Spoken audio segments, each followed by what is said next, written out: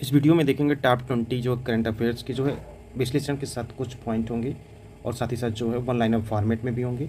आगामी परीक्षाओं को दृष्टि में रखते हुए जैसे पूर्व में करंट के क्वेश्चंस बनते थे उस टाइप के करंट क्वेश्चंस के कलेक्शन किए गए हैं। तो ये वीडियो काफ़ी हेल्पफुल होगी यदि आप किसी भी परीक्षा की तैयारी कर रहे हैं, क्योंकि करंट अफेयर्स में आपको ये नहीं सोचना पड़े क्या इंपॉर्टेंट है क्या इंपॉर्टेंट नहीं है। क्वेश्चन सिर्फ वही मिलेंगे जो परीक्षा की दृष्टि से इंपॉर्टेंट होते हैं। तो चलिए वीडियो को शुरू करते हैं बिना वक्त को ज़ाया किए। चैनल पे अगर पहले विजिट करें तो चैनल को लाइक शेयर और सब्सक्राइब करें, साथ ही साथ बेल आइकन को जरूर प्रेस करें ताकि जब भी वीडियो अपलोड हो तो वो आपको नोटिफिकेशंस टाइम टू टाइम मिलता रहे। पहला क्वेश्चन है कि भारत ने विदेशी में ये सिटवे बंदरगाह को संचालित करने का अधिकार भी जो है मिल गया है भारत को। तो ये जो है किस देश में है आपको बताना, तो ये है म्यांमार में। वहीं अगला कि एशियाई कुश्ती चैंपियनशिप जो 2024 का आयोजन जो है ये किस देश में किया जाएगा, तो ये किया जाएगा किर्गिस्तान में।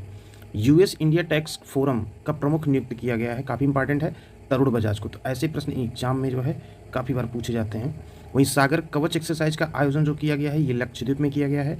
और राष्ट्रीय सुरक्षित मातृत्व दिवस जो मनाया जाता है वही 11 अप्रैल को होगा।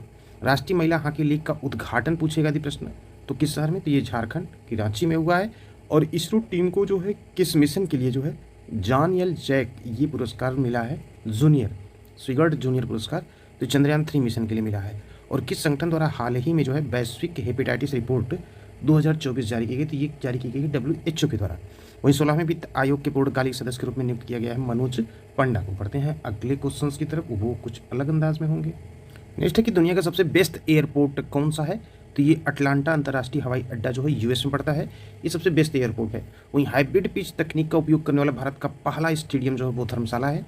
आईपीएल इतिहास में सबसे बड़े टीम स्कोर का अपना ही रिकॉर्ड तोड़ा है सनराइजर हैदराबाद ने। और भारत इलेक्ट्रॉनिक्स लिमिटेड ने क्वांटम टेक्नोलॉजी में सहयोग के लिए समझौता जो किया है आईआईटी मंडी से। पहली जो है Firefox road to Himalaya race जो है ये आयोजित कहाँ की गई, तो शिमला में। तो याद रखिएगा पहली फायरफॉक्स रोड टू ये हुई है शिमला, हिमाचल प्रदेश में। और भारतीय सेना ने किस देश द्वारा निर्मित 24 Igla S man portable air defence system प्राप्त हुआ है, तो ये रूस के द्वारा। काफ़ी इंपॉर्टेंट क्वेश्चन ये भी होगा आगामी परीक्षा की दृष्टि से। और नेक्स्ट है कि मेनिनजाइटिस के विरुद्ध जो है मेन 5CB वैक्सीन बनाने वाले दुनिया का पहला देश, तो ये नाइजीरिया हो गया। मेनिनजाइटिस के विरुद्ध जो है नाइजीरिया ने पहला जो है वैक्सीन बनाया है मेन 5CB के नाम से। वहीं ब्लू ओरिजिन यानी कि NH-25 मिशन के तहत कौन भारत के पहले अंतरिक्ष पर्यटक बन जाएंगे, तो गोपी थोटाकुकरा ये जो है NH-25 मिशन के तहत भारत के पहले अंतरिक्ष पर्यटक बन जाएंगे। विश्व क्वांटम दिवस 2024 जो मनाया गया 14 अप्रैल 2024 को। ये कुछ इमेजेस है जो हिमाचल के धर्मशाला स्टेडियम में पहली हाइब्रिड जो है ये पिच बनी है। और नेक्स्ट जो है वो झारखंड चुनाव आयोग ने मतदाताओं को जागरूक करने के लिए उद्देश्य से उड़चली नाम की शार्ट फिल्म बनाई गई। तो प्रश्न बन सकता है कि शार्ट फिल्म जो उड़चली है किसके लिए बनाई गई थी, तो ये मतदाता जागरूक के लिए। और झारखंड चुनाव आयोग ने ऐसा किया है, तो ये भी पूछा सकता है किस राज्य के चुनाव आयोग ने किया है। तो याद रखिएगा उड़चली जो मूवी शार्ट फिल्म बनी है चुनाव जागरूकता के लिए, कहाँ पे, झारखंड के लिए। और नेक्स्ट जो है ये है लोक प्रतिनिधित्व नियम 1950 के मुताबिक जिस व्यक्ति के पास एक से अधिक ज़्यादा वोटर ID कार्ड पाए जाएंगे उसे जुर्माना और 1 साल की सजा हो सकती है। वही अगला है कि प्राचीन ओलंपिया में ओलंपिक खेल पेरिस 2024 के लिए ओलंपिक लौ जलाई गई, तो ये भी जानने के इन जानकारी के लिए जानना जरूरी है। नेक्स्ट जो लता मंगेशकर को फर्स्ट टाइम जो मिला था नरेंद्र मोदी को मिला था, अब लता दीनानाथ मंगेशकर पुरस्कार से नवाजे जाएंगे बॉलीवुड के महानायक जो है वो अमिताभ बच्चन। इसको भी ध्यान रखिएगा, पहला जो मिला था वो प्राइम मिनिस्टर नरेंद्र मोदी को दिया गया था लता दीनानाथ मंगेशकर पुरस्कार, लेकिन अब जो मिलेगा ये मिलेगा महानायक अमिताभ बच्चन को। कुछ और करंट अफेयर्स देख लेते हैं। यहाँ पे जो है बीजिंग को पछाड़कर पहली बार एशिया की अरबपति राजधानी बन गया जो है वो है मुंबई। तो ये बीजिंग को पछाड़कर पहली बार एशिया का अरबपति राजधानी जो बना है वो है मुंबई। भारत ने अरबपति आबादी उल्लेखनीय वृद्धि की है, 271 अरबपतियों के साथ जो है विश्व स्तर पर तीसरे स्थान पर 84 व्यक्तियों की वृद्धि हुई है। वही नेक्स्ट क्वेश्चन है कि प्रधानमंत्री मोदी को भूटान का सर्वोच्च नागरिक पुरस्कार जो है वो कौन सा मिला, तो याद रखिएगा वो जो पुरस्कार मिला है प्रधानमंत्री को वो मिला है ड्रुक ग्याल्पो का आदेश, इस नाम से जो है ये पुरस्कार मिला है ड्रुक ग्याल्पो का आदेश। नेक्स्ट जो है वो इसरो द्वारा सफलतापूर्वक परीक्षण किए गए पहले पुनः प्रयोज्य के लिए जो है लॉन्च वाहन जो है, तो वो लॉन्च वाहन का नाम जो याद रखिएगा RLV पुष्पक है, राइट ऑप्शन हो जाएगा डी वाला।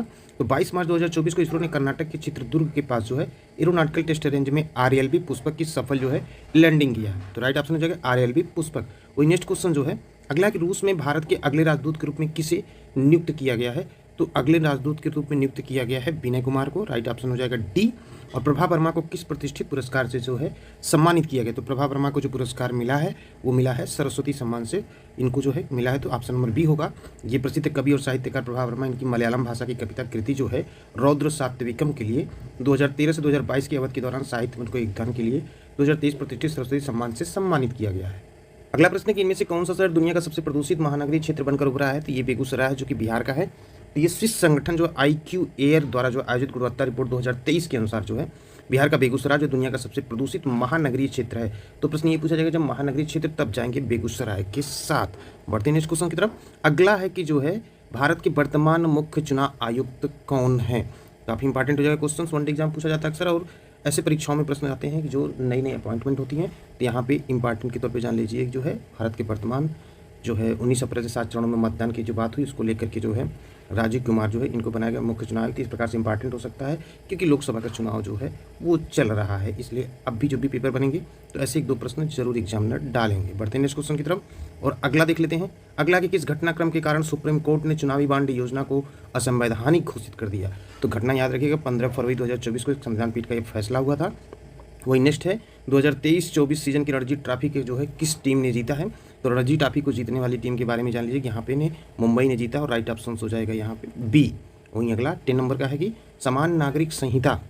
तो समान नागरिक संहिता के बारे में क्वेश्चन बन रहा है कि जो है लागू करने वाला भारत का पहला राज्य जो बन गया है वो पहला राज्य है उत्तराखंड। तो इन सब प्रश्नों को भी एक बार रिवाइज के तौर पर अगर पढ़े हैं तो देख लेते हैं। फिर नेक्स्ट जो है अगला क्वेश्चन कह रहा है कि हर साल जो है विश्व किडनी दिवस जो है वो कब मनाया जाता है? तो हर साल जो है विश्व किडनी दिवस जो मनाया जाता है वो होता है मार्च का दूसरा गुरुवार, यानी कि राइट ऑप्शन बी हो जाएगा। तो 14 मार्च 2024 का जो विषय था विश्व किडनी दिवस का सभी के लिए किडनी दिवस। वहीं नेक्स्ट क्वेश्चन 12वां नंबर है, इसमें पूछा जा रहा है कि मार्च 2024 में हरियाणा के मुख्यमंत्री कौन बने? तो ये तो याद होगा कि यहाँ पे जो है नायब सिंह सैनी को जो है मनोहर लाल खट्टर की जगह भाजपा ने जो है हरियाणा का मुख्यमंत्री बनाया, जो कि 12 मार्च 2024 को इन्होंने शपथ ली है। वहीं नेक्स्ट क्वेश्चन जो है अगला कह रहा है कि फ्लाइट 91 क्या है?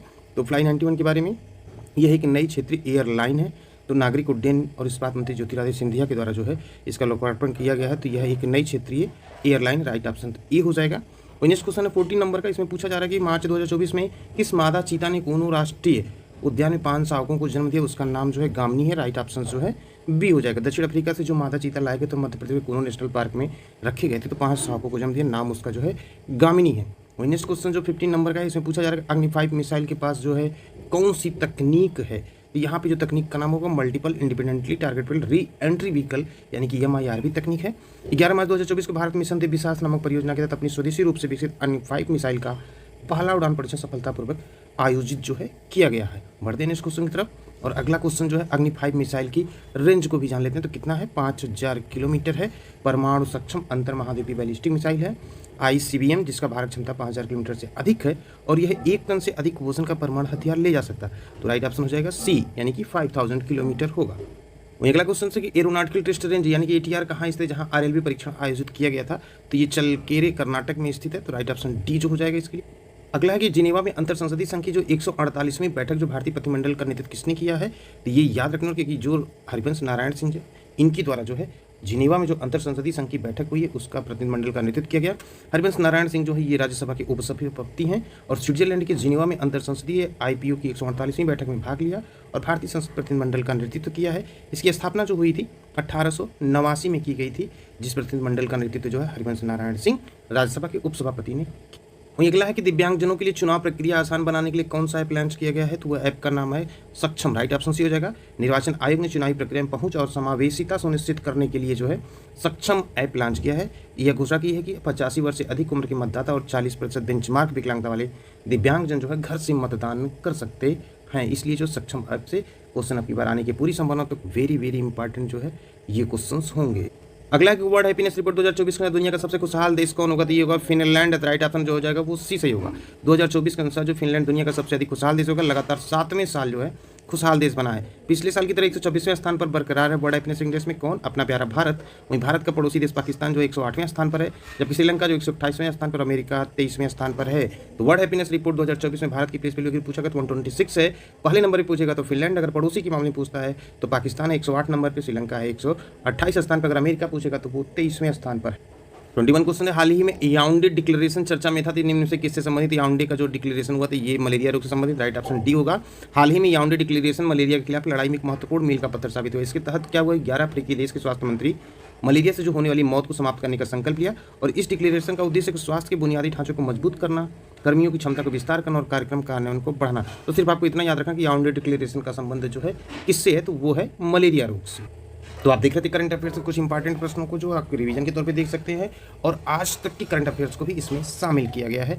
तो आगामी परीक्षा के लिए क्वेश्चंस के जो कलेक्शंस हैं वो उसी टाइप के किए गए हैं जैसे परीक्षाओं में अद्यतन करंट अफेयर्स के क्वेश्चन बनते हैं। ऐसा माना जाता है कि करंट अफेयर्स के रोज क्वेश्चन आप तैयार करते हैं, नोट डाउन करते हैं, तो करंट अफेयर्स के क्वेश्चन आपसे गलत नहीं होते। मेरा मानना है कि आप उसको नोट डाउन करते चलें और 1 या 2 बार जो इसको स्पीड में सुन लें तो आपको ईजी तौर पे याद हो जाएगा। उसके बाद जब भी आप रिवीजन करेंगे ना एकदम क्लियर हो जाएगा और कहीं पे डाउट नहीं रहेगा। तो इसी के साथ इस वीडियो को यहीं पे करते साथ मिलते हैं अगली करंट अफेयर्स वीडियो के साथ। चैनल पे पहले विजिट करें, चैनल को लाइक शेयर और सब्सक्राइब जरूर करें।